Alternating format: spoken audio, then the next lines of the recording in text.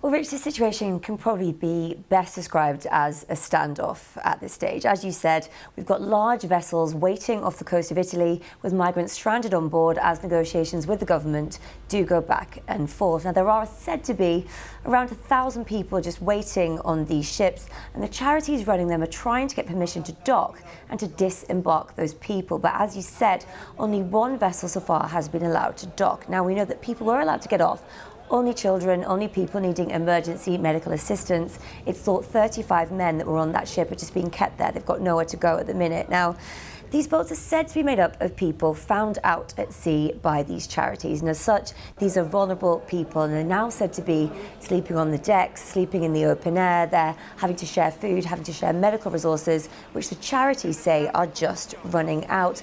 They also say some of them have been on board for around 2 weeks, and they're just not in a good way, and there's tension between them. Now, we all know the route from North Africa to Italy is a common gateway to Europe.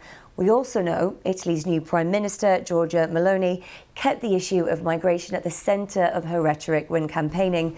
This really is being seen as the first major test for her party and what she's going to do here. So what she said, now we know in the past she said she doesn't intend to question the right of asylum for those fleeing wars and persecutions. Now, that is pertinent here because some of the people on board, they're said to be fleeing persecution in Libya.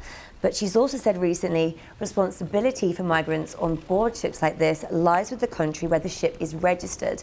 Otherwise, in her words, these are pirate ships. OK, Stephanie, thank you very much. We'll keep our eyes on that.